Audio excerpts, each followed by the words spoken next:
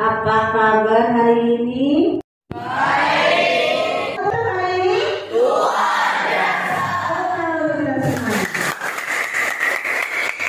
Oke, masuk ke pembelajaran. Alangkah baiknya kita berdoa dulu. Silakan Mas Aris dipimpin doa. Di tempat duduk siap. Berdoa mulai. Berdoa selesai. Terima kasih Mas Aris. Saya absen terlebih dahulu ya. Apakah hari ini ada yang tidak masuk? Iya. Ya, alhamdulillah, berarti hari ini sehat semua. Kita masuk ke pembelajaran. Sebelum kita membahas lebih lanjut tentang KD yang saya tunjukkan ini, pertemuan sebelumnya kita membahas tentang apa? Oh, Mbak Maya, ayo Mbak Maya apa? Menganalisis struktur cerpen. Betul sekali. Pertemuan sebelumnya kita sudah menganalisis struktur cerpen. Tepuk tangan untuk Mbak Maya. Di dalam struktur cerpen itu ada berapa dalam cerpen? Coba ada yang mau? Oh ya, sebelahnya. Apa? Ada 4 Bu. Ada 4. Yang pertama orientasi. Yang kedua komplikasi. Yang ketiga resolusi. Yang keempat Koda. Betul sekali. Tepuk tangan lagi. Semuanya sudah memahami ya 4 struktur cerpen. Hari ini untuk kompetensi dasar yang akan kita pelajari adalah mengungkapkan pengalaman dan gagasan dalam bentuk cerita pendek dengan memperhatikan struktur kebahasaan. Indikator yang dicapai adalah menyusun cerita pendek berdasarkan kerangka dengan memperhatikan struktur teks dan bahasaan. Tujuan pembelajarannya, jadi nanti Bu Wina menggunakan kegiatan pembelajaran menggunakan model PBL yang diharapkan peserta didik di sini dapat memahami langkah-langkah menyusun teks cerpen dengan benar. Kemudian yang kedua, menuliskan teks cerpen sesuai dengan kerangka atau pola yang telah dirancang dengan kreatif dan sesuai struktur kebahasaan. Nah, jadi untuk hari ini tujuannya adalah bagaimana caranya kamu bisa menyusun teks cerpen dengan cara langkah-langkah nanti yang akan Ibu jelaskan. Kita lanjut ke materi berikutnya. Nah, di sini ada langkah-langkah menyusun teks cerpen. Yang pertama, mengadakan observasi atau pengamatan. Otomatis dalam menyusun cerpen, kalian mengamati dulu kira-kira mau mengambil materi apa ya? Mengambil cerita tentang apa ya? Seperti itu kan ya? Nah, yang kedua memilih topik. Setelah mengobservasi dan berbagai sumber, kalian langsung memilihkan satu topik yang mungkin kalian sukai. Contoh Mas Abdul suka bola. Oh, saya mau membuat cerpen tentang bola. Boleh, silakan. Karena sesuai dengan kesukaan masing-masing. Kemudian menentukan tokoh-tokohnya. Di dalam cerpen kan otomatis ada tokoh ya.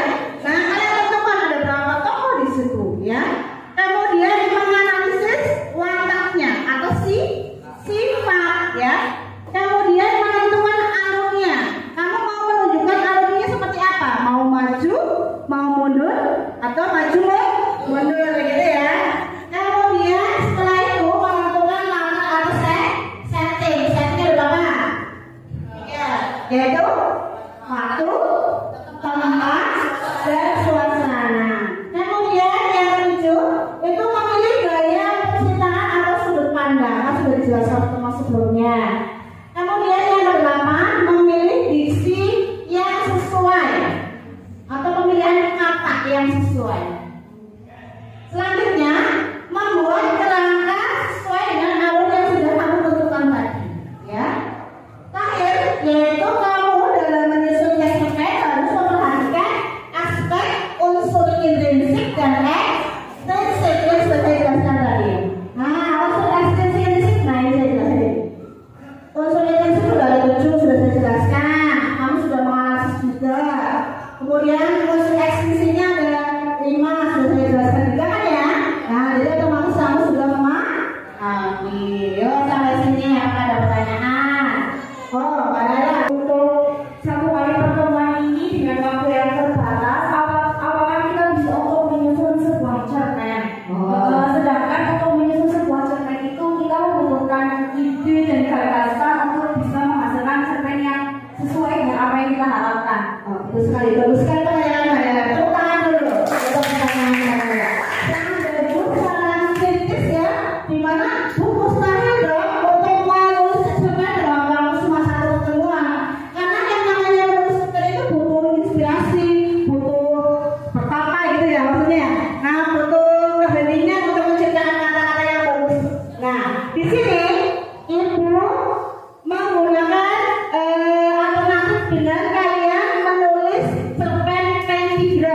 Jadi nanti kalian dengan model PBL itu untuk memecahkan masalah kalian bisa menyusun teks cerpen dengan cara kalian menggunakan jenis canticle. Jadi kalian hanya menyusun cerpen itu hanya 3 paragraf. Ya. Jadi kalau usah bertele-tele, 3 paragraf itu sudah mencakup dari satu keseluruhan struktur teks cerpen seperti itu. Nah kemudian itu menggunakan strategi lagi, di mana dalam menyusun teks cerpen ini Ibu menggunakan strategi copy the master. Apa itu copy the master?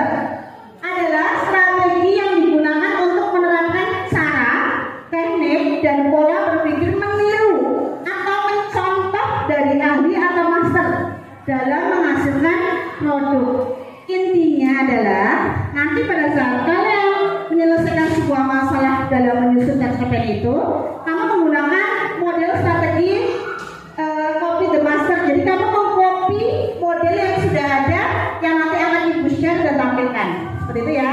Nah jadi nanti itu yang akan menjadi sebuah referensi, sebuah penambahan gagasan kamu untuk menciptakan satu cerpen utuh dari keempat strukturnya. Sampai di sini paham? Apakah ada pertanyaan? Tidak ada ya. Saya bagikan LKPD-nya terlebih dahulu. Minta tolong Mas Wardan, ini dibagi per kelompok. Masing-masing kelompok sudah jadi ini ya. Sudah. Tinggal kita berdiskusi. Kita pecahkan masalah kita. Masalah tadi yang dimunculkan Mbak Naila. Apakah bisa hari ini kita menciptakan sebuah cerpen? Seperti itu ya. Sebelumnya di situ dilihat ada pengantar LKPD yang mana kamu disuruh apa di situ? Mengamati kan ya. Nah, kamu disuruh mengamati sebuah video gambar berseri dan sudah ibu share di grup kelas masing-masing. Silakan dibuka. Di situ hanya durasinya 4 menit ya. Nah, dibuka silakan. Kalian amati betul-betul dari video itu. Kalian ambil sebanyak-banyaknya informasi yang ada di gambar berseri itu. Sudah selesai ya? Oke, hanya 14 menit. Nah, yang pertama kamu diminta untuk mengamati. Setelah mengamati, kamu diminta untuk mencari informasi di dalamnya sebanyak-banyaknya yang akan dituangkan menjadi sebuah gagasan teks cerpen untuk dengan 4 struktur dari mulai judul, orientasi, komplikasi, resolusi, dan kode. Ya sampai sini paham tugasnya? Silakan kalian kerjakan LKPD-nya sambil saya nilai. Kalau ada yang tidak paham silakan tanyakan ya. Saya menambahkan tokoh lagi, tambah bagus lagi. Selesai ya? Selesai ya? Gimana udah? Berarti kita tinggal mempresentasikan hasil dari masing-masing kelompok. Oke. Yang pertama dulu. Untuk kelompok pertama, siapa yang mau melakukan? Oh, Mbak Rera, ini dulu Mbak. Yang lain menyimak ya dan menanggapi. Saya buka dulu. Assalamualaikum warahmatullahi wabarakatuh. Perkenalkan, nama saya Naila. Saya perwakilan dari kelompok 1. Di sini saya akan mempresentasikan atau membacakan hasil dari diskusi kita tentang cerpen yang sudah kita copy dari video gambar berseri yang sudah kita lihat tadi. Untuk judulnya, kita menggunakan judul yaitu menjual ginjal demi ijazah anaknya. Pada bagian orientasi, keluarga kecil yang terlihat bahagia terdiri dari anak dan ayah. Ayah hanya bekerja serabutan, sedangkan ibunya meninggal sejak melahirkan anaknya. Anak itu bernama Roni. Roni duduk di bangku kelas 6 dan besok pengambilan ijazah. Pagi yang cerah, Roni bersiap-siap untuk berangkat sekolah mengambil ijazahnya. Roni anak yang pandai, dia selalu menjadi juara kelas. Pada bagian komplikasi, Robi tampak menangis pulang sekolah. Ayahnya kebingungan dan bertanya, "Kamu kenapa menangis, Nak?" Roni hanya hanya diam dan menyerahkan sepucuk surat yang isinya tunggakan uang bulanan sehingga ijazah Roni tidak bisa diambil. Ayahnya lemas dan kebingungan mau mencari uang kemana sebanyak itu. Untuk makan saja susah. Pada bagian resolusi, berhari-hari ayahnya memikirkan bagaimana caranya mendapatkan uang sebanyak itu. Diputuskanlah ayah untuk menjual organ tubuhnya karena pasti akan dibutuhkan dan mendapatkan uang yang banyak. Ayah langsung bergegas pergi ke rumah sakit dan betul sekali rumah sakit itu membutuhkan donor ginjal. Ayah pun langsung diberi tindakan operasi dan diambil ginjalnya. Ayah pulang dengan keadaan lemas dan membawa uang yang cukup banyak. Ayah langsung mengambil ijazah Roni. Roni pun sangat senang. Ayah mulai sakit-sakitan dan tidak sembuh-sembuh, malah tambah parah sampai muntah darah berkali-kali. Roni sedih karena hanya ayahnya yang dia punya. Roni pun mencari bantuan ke tetangga. Sesampainya di rumah Roni melihat ayahnya yang sudah tiada. Roni menangis seakan tersambar petir karena kehilangan ayahnya yang dia sayangi. Roni menemukan sepucuk surat yang isinya pesan dari ayahnya untuk tidak menyia-nyiakan hidupnya demi ayahnya yang sudah berkorban menjual ginjal demi ijazahnya. Pada bagian koda, pesan yang dapat dipetik dari cerita tersebut yaitu anak wajib menghargai jasa orang tua yang telah berkorban untuk kita, yaitu dengan cara belajar untuk meraih cita-cita. Tepuk tangan untuk kelompok Naya. Bagus sekali ya. Nah, dari segi judul aja kita sudah terunjuk ya. Nah, kita bisa membayangkan seperti apa. Untuk kelompok yang lain, barangkali ada tanggapan mungkin? Ada? Ada? Oke. Menurut kelompok kami, sudah bagus presentasi dari kelompok 1. Semua struktur, kelompok-kelompoknya ada semua, dan menambahkan kalimat langsung menjadikan cerita lebih bagus. Tepuk tangan untuk kelompok 2 yang sudah menanggapi kelompok 1 ya. Nah, Terima kasih untuk kelompok 2 atas tanggapannya. oke, sudah selesai. Sekarang kembali ke Saya akhiri. Wassalamualaikum warahmatullahi wabarakatuh. kalian diskusi kayaknya apa yang bisa disimpulkan dari diskusi ini? Ya, coba.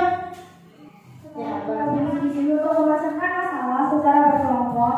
Ternyata dengan strategi meniru model atau master membuat kami lebih mudah untuk menyusun teks cerpen secara utuh sesuai dengan struktur teks cerpen. iya, betul sekali. Berarti kalian bisa memecahkan masalah bahwa dengan strategi copy the monster kalian bisa menyusun teks cerpen dengan singkat. Betul sekali. Ada yang mau menyimpulkan? Oh, Mas Putra ya, Mas Putra. Dalam menyusun teks cerpen harus sesuai dengan struktur cerpen, yaitu judul, orientasi, komunikasi, resolusi, dan juga kode. Betul sekali. Tepuk tangan untuk Mas Putra. Ada lagi? Oh, Manela. Dalam menyusun teks cerpen, kita harus memperhatikan langkah-langkah untuk menyusunnya. Betul sekali. Itu kesimpulannya dari pembelajaran kita, di mana ada struktur dalam cerpen dan ada langkah-langkah untuk menyusun teks cerpen.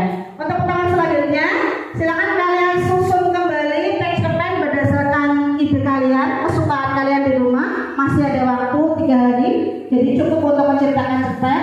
Pertemuan selanjutnya nanti maju lagi mempresentasikan hasil individu. Ya, ada yang ditanya lagi?